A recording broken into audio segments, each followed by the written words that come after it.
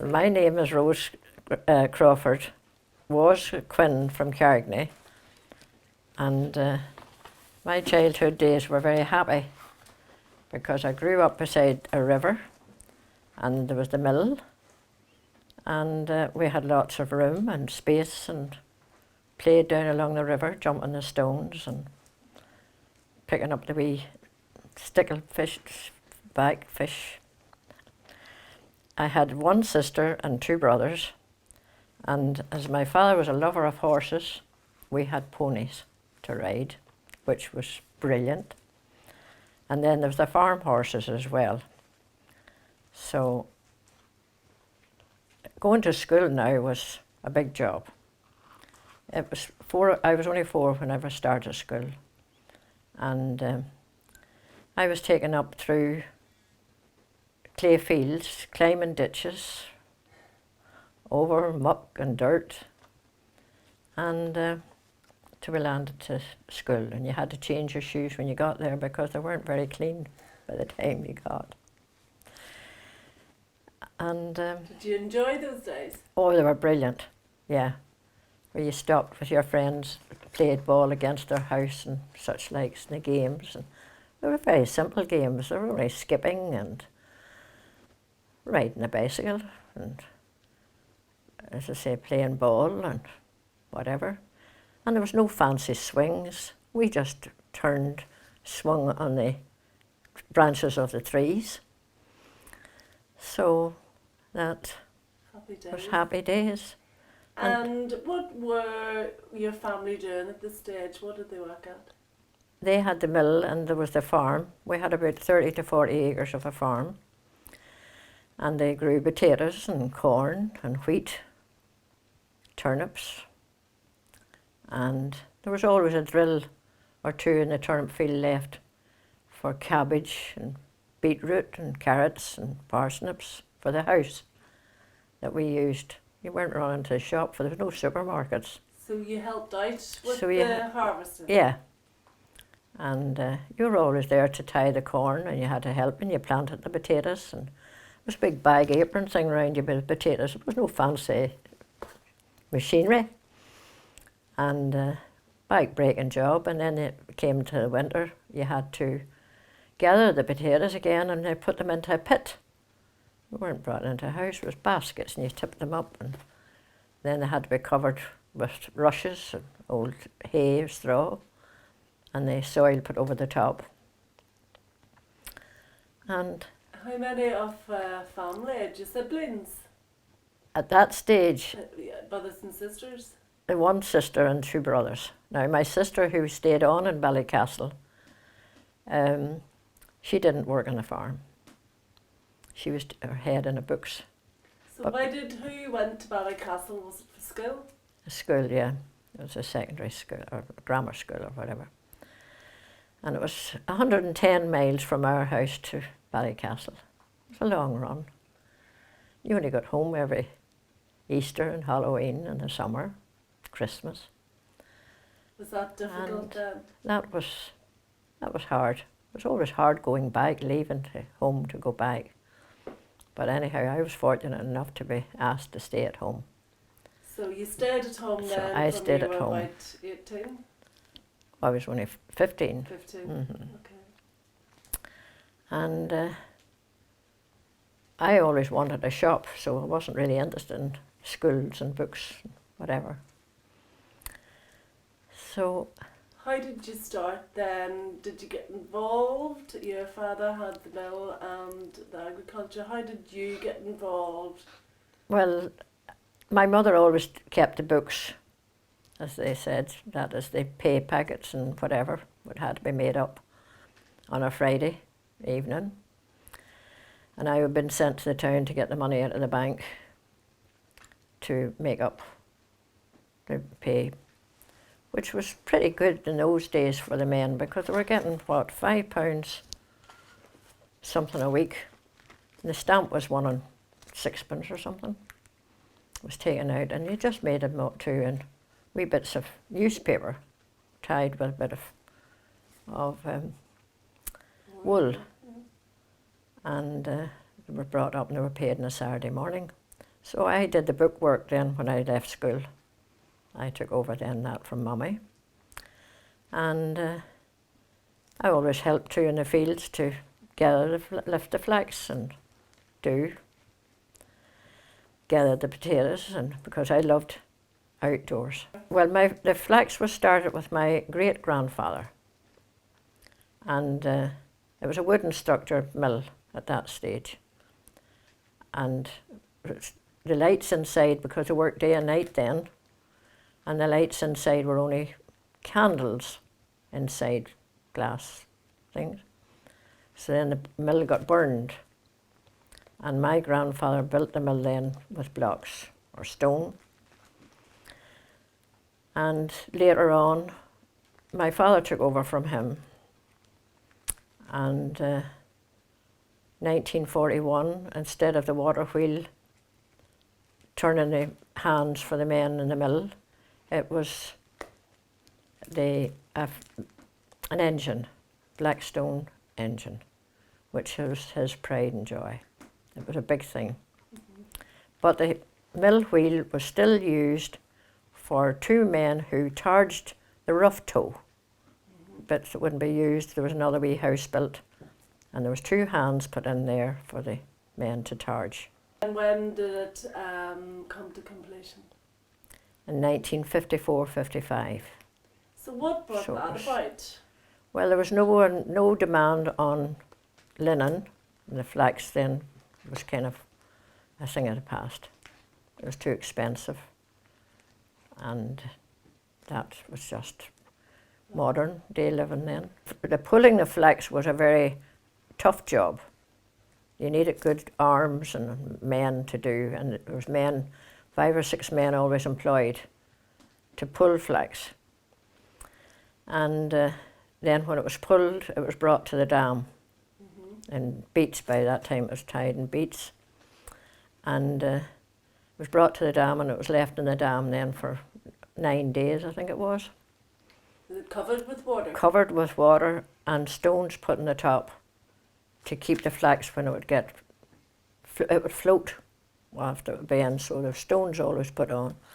And the only part was we were children, we were allowed to go in with our bare feet and pop around on it, jump around on it, to get it flattened down. It was an awful smell. And there would have been frog spawns round the sides, and they would have gone through your toes and whatever, you know. But sure, we thought it was fun. I mean, there was no modern day stuff, so it was great. So 9 days in the water? In the water, and then part of the water was drained off, and then it was lifted. And then it was put then, spread out in the fields, which was a man's job again. I think years ago there might have been women even doing it, but not in my time. I never saw women. Lifting the flax was great. I lifted flax. And you used a hook, what they called a bill hook, just a round hook. And you had to lift the flax a certain way. You weren't just allowed to scoop it. You had to lift it and put it nicely on top, each bit to do, and then tie it. It was very rough in the arms. Now, your arms would have been a nice red mess after it.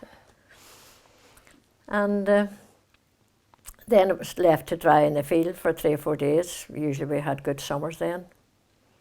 And it was brought then to the mill. And there would have been 3 different farmers' flax brought at the same time, because Paddy's flax would have been on the right-hand side, and Johnny's flax would have been the left-hand side, and mine would have been in the middle.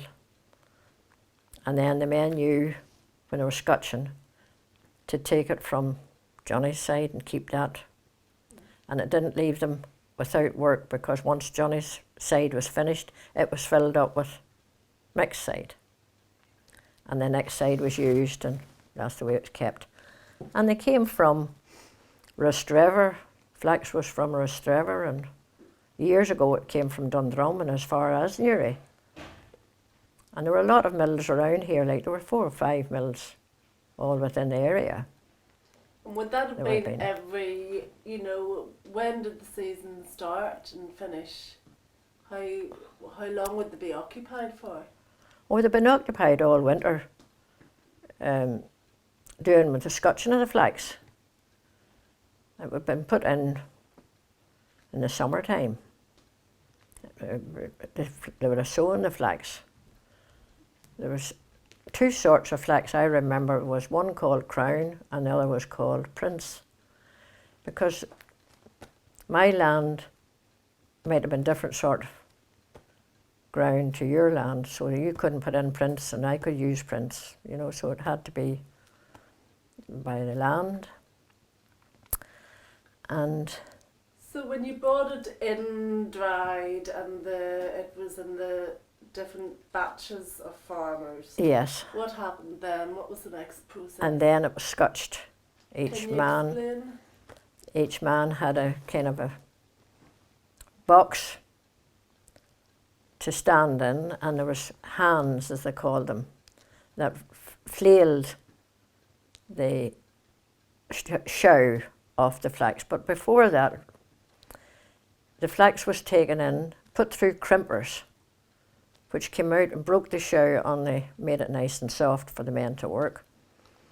And then the young lads, every scotcher had a young lad that attended him, and he had to be on the ball to keep it going.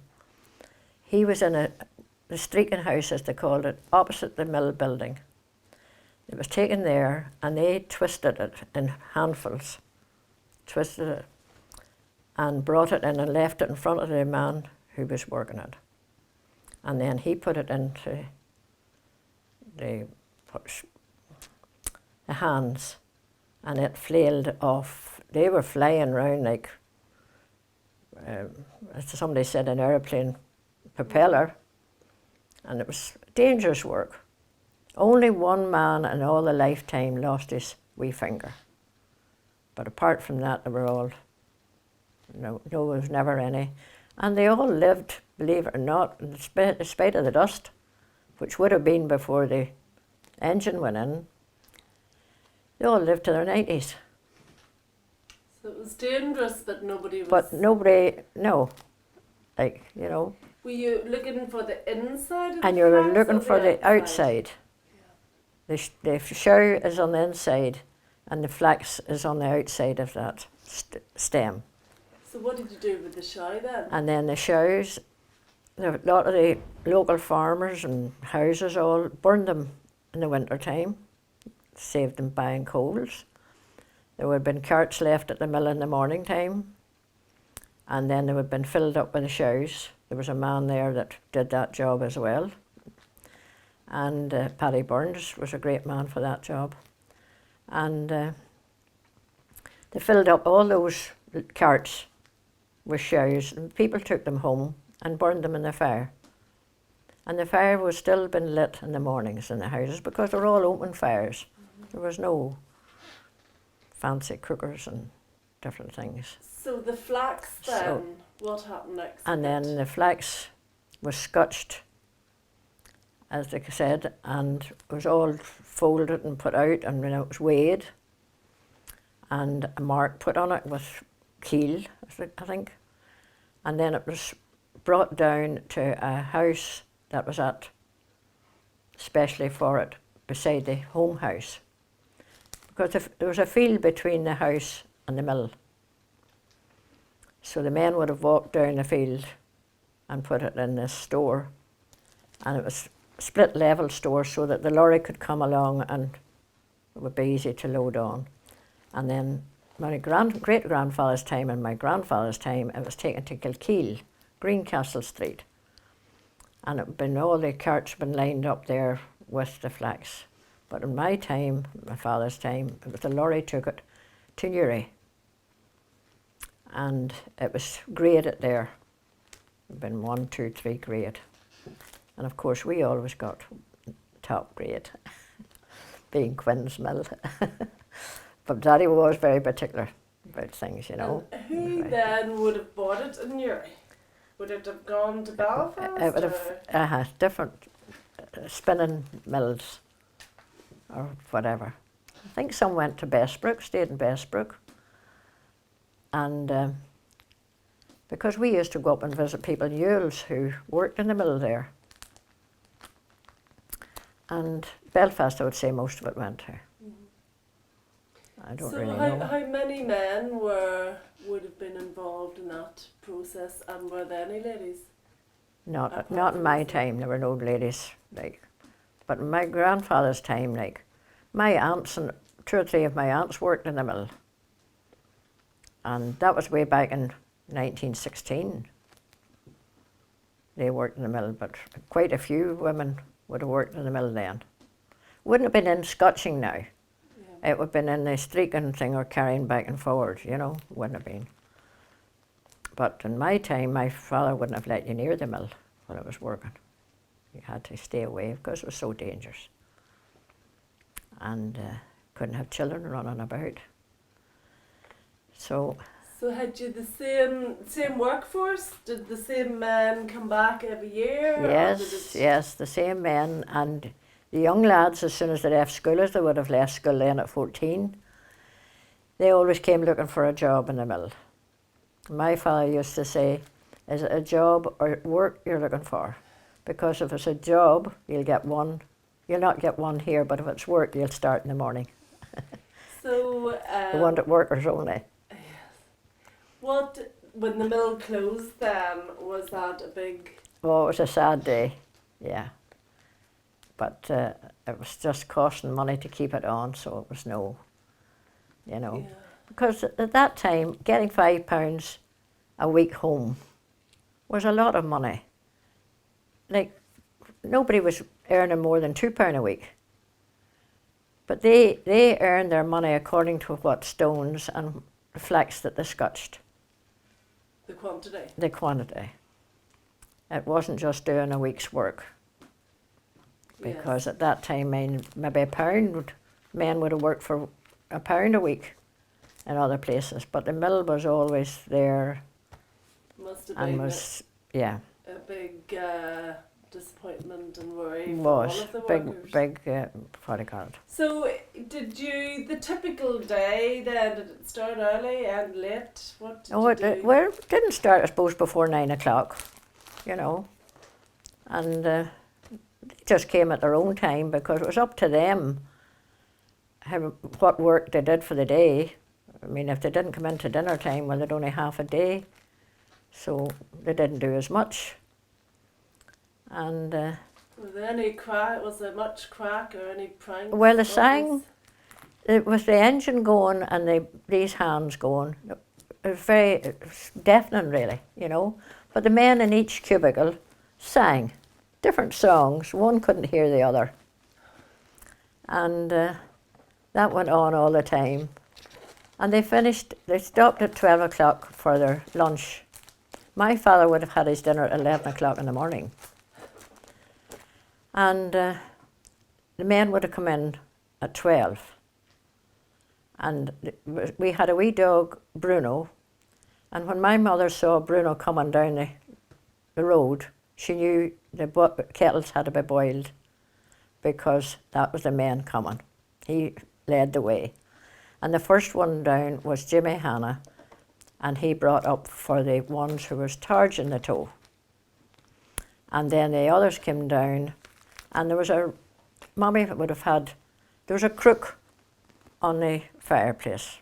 There was the 2 big kettles of water and whatever for the boil, and they had tin cans or tin drinking things they had. And they all had their own wee tea boxes, which was half sugar and half tea. You opened one side and you opened the other side, whoever wanted the sugar or whatever. And they put it on that, when it was filled with the water, and they set them on the fire, which was shows, and they would have had it stewed. And then they would take a rod, and they would have had 5 cans on each side of the rod, and they carried it in the middle. And the men, there would have been about 10 cans in each, and then there'd been 2 or 3 men down, because there'd been 15 or 16 workers. And Mommy would have had grilled bread made, and of course there was always a few that would have got an extra wee bit of bread that mightn't have had at home. And she made butter from the milk, and they would had butter. And were very good to the workers. A family, a Spoiled nice them. family atmosphere with Yeah. the... And So when the mill closed, did you just keep on farming? oh, my father, yeah, he did.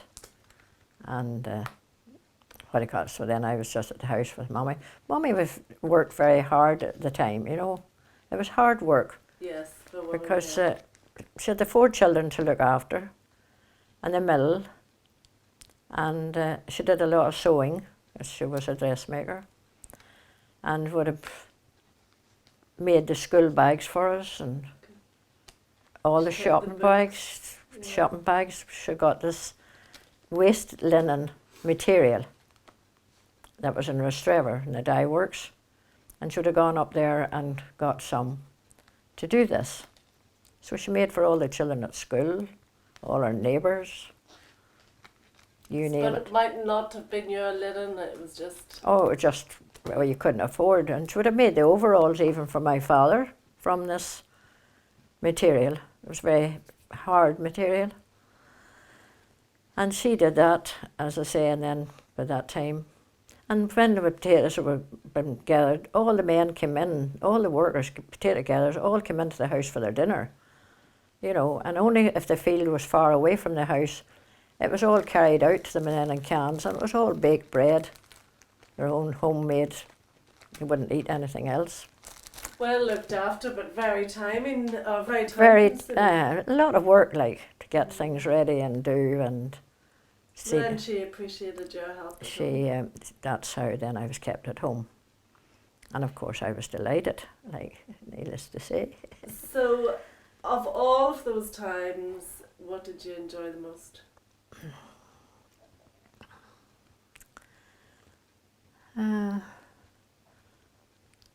Well, when I started to drive the car, as I learned to drive sitting on my father's knee, and when I was 15, I got my first licence, because you couldn't drive the tractor on the road unless you had a licence and you got it for the tractor, not the car.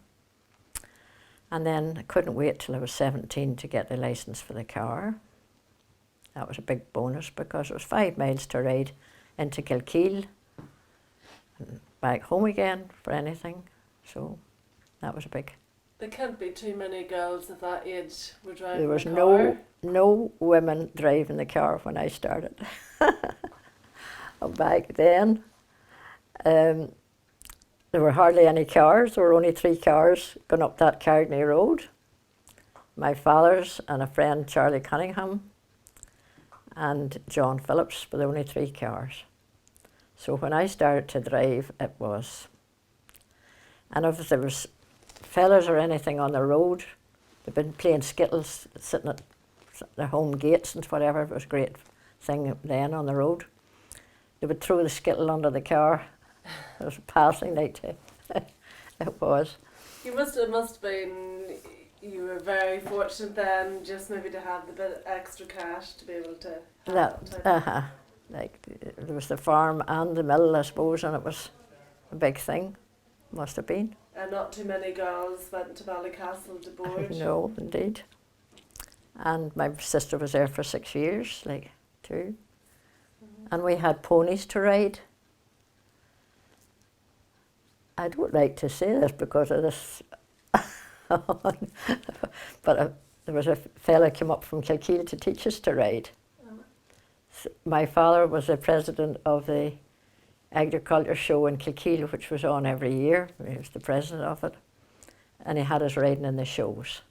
You were dressed up as Irish colleens and whatever. Tremendous. I never took part in the jumping part. Now, I got a bad fall one time and that put me off jumping. But that was lovely Very special times. to get riding. So that was one of my favourite things when I was young. So you get married, or I got married at 21.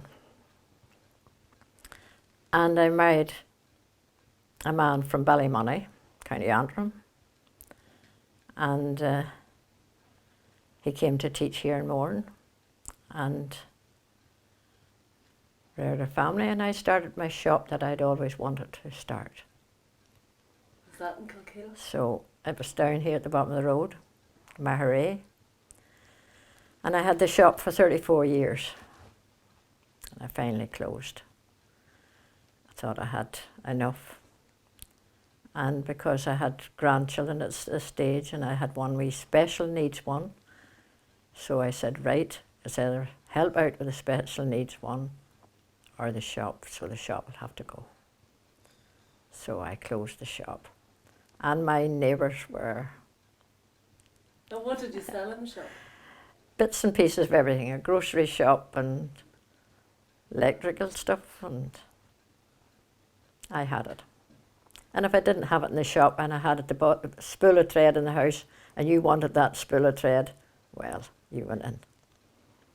And if you wanted a shoulder to cry on, you came to Crawford's shop and you went into the kitchen where I had a big agate cooker and whatever, a big farm, homely kitchen. And you had your cup of tea and you had your wee chat and you went out laughing. It sounds like a wonderful childhood growing up period. It was. There was no supermarkets. The bread you bought in the shop hadn't paper around it. You bought the loaf and you put it in your bag and you took it home with you.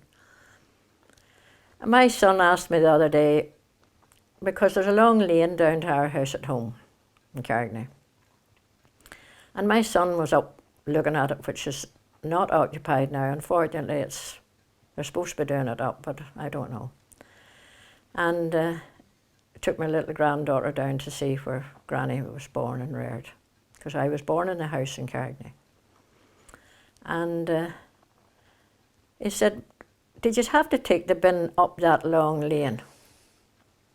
And I looked at him and I said, take the bin up the long lane? What was a bin? We didn't have bins. I said, we didn't have bathrooms. We had to go down the street, down to a wee house that was built at the side of and we're fortunate enough that there was at least water in it because of the river and whatever, I don't know how. And we didn't have tin boxes. You got a tin of pears for Christmas, you were very lucky. And there was no cartons of milk because we had cows. I milked the cows as well. There was 10 or 12 cows to be milked every morning and night. And the milk was taken in and separated for the cream and the milk and churned for the butter. And that was done every day. So there was no cartons of milk coming in to throw out. Rice was bought in a bag, which was very, one a blue moon in it, you would buy rice. And so there was nothing to put in a bin. And you burned the papers in your open fire. And so there was no bins. And if the tin box was thrown out, well, it disintegrated into the ground. And it sounds a different era. A different world. And you very nice one, but and you I'm needed sure. coupons for a lot of things then. You know, for clothes you had to have coupons, for buy sweets you had to have coupons. I used to do the maths, they called them sums, they didn't call them maths in my day. Do the sums for the fellow that was sitting beside me or the girl sitting beside me who couldn't do, so I would get sweetie coupons from them. And the middlemen, some of them would have brought sweetie coupons, for my father had a very sweet tooth, loved sweets, so you had to buy sweets. And the mineral bottles were brought back to the shop. That was a nice job we had when the mill closed. There used to be barrels of water sitting around the mill in case of a fire. And the men would have put the mineral bottle into the barrel. They didn't take them back to the shop. And we would have emptied the barrels and got all these bottles and washed them in the river and took them back to the shop and got 6pence a bottle. It was great. Pocket money. And like life was so simple. Yeah. And like if you saw a bird's nest, you wouldn't touch that bird's nest, you know. And our vitamins came from the haws on the thorn tree. And there was bucky roses growing along the river. And you ate those. And they weren't washed or anything. You pulled the turnip from the field and you hit it against the ditch and you knocked a piece off so you could eat it.